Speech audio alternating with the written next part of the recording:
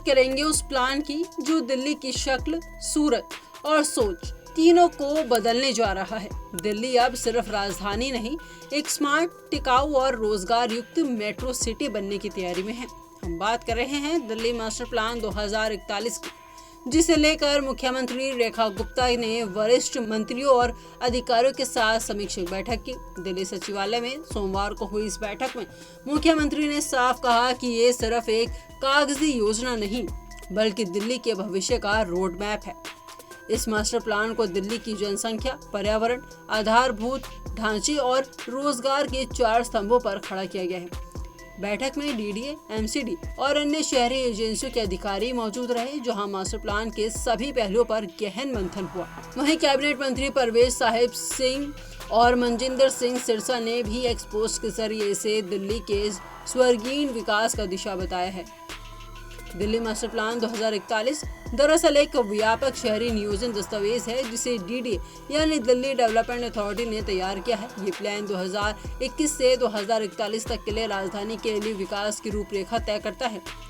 इसमें ध्यान रखा गया है कि तेजी से बढ़ती आबादी, पर्यावरण संरक्षण, स्मार्ट इंफ्रास्ट्रक्चर और आर्थिक गतिविधियों में संतुलन बना रहे। हालांकि अभी ये मसौदा केंद्र सरकार के पास मंजूरी के लिए लंबित है, लेकिन दिल्ली सरकार ने उस पर काम शुरू कर दिया है। 48 गांवों का होगा शहरीकरण। इन गांवों में पक्की सड़कें, जल निकासी, स्ट्रीट लाइट्स, स्कूल और हेल्थ सेंटर जैसी शहरी सुविधाएं दी जाएंगी। लाल डोला संपत्तियों की होगी मुफ्त रजिस्ट्री। दिल्ली के पुराने इलाकों में संपत्ति को लेकर जो वर्षों से विवाद थे, अब उनका स्थायी समाधान संभव होगा। यमुना पुनर्जीवन और बाढ़ प्रबंधन, यमुना के डूब क्षेत्रों से अतिक्रमण हटेगा और बेहतर ड्रेनेज सिस्टम विकसित किया जाएगा। बाढ़ के बाद इस क्षेत्र पर पीएमओ ने भी विशेष अध्ययन कराया है। वहीं कनॉट प्लेस जैसे प्रमुख केंद्रों को 24 घंटे की आर्थिक गतिविधियों से जोड़ा जाएगा, जिससे बाजार और बिजनेस को बढ़ावा मिलेगा। कंजवाला, रानीखेड़ा और बापरोला जैसे क्षेत्रों में आईटी, बायोटेक, आर्टिफिशियल इंटेलिजेंस और रिसर्च हब विकसित होंगे। इन सेक्टरों को आवासीय, वाणिज्यिक और खुदरा मिश्रित विकास के साथ प्लान किया गया है। निजी जमीनों के नियोजित विकास के लिए लैंड पूलिंग नीति लागू की जाएगी, जिससे हाउसिंग संकट को भी दूर होगा। छोटे मकानों को अब ज्यादा ऊंचा बनाया जा सकेगा, जिससे स्पेस की समस्या का हल मिलेगा।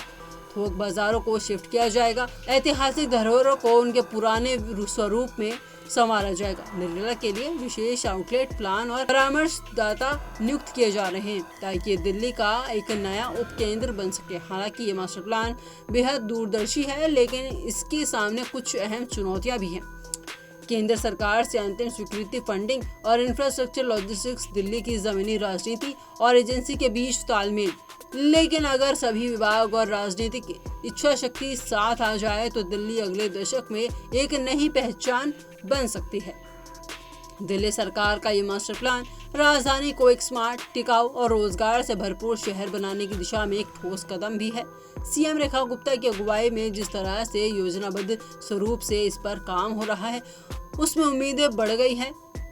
अब देखना ये होगा कि केंद्र के इस प्लान को कब तक मंजूरी मिलती है और कैसे ये प्लान सिर्फ नक्शों से निकलकर जमीन पर उतरता है, क्योंकि बात सिर्फ इमारतों की नहीं, बात है दिल्ली की रूह को एक नए रूप में संवारने की।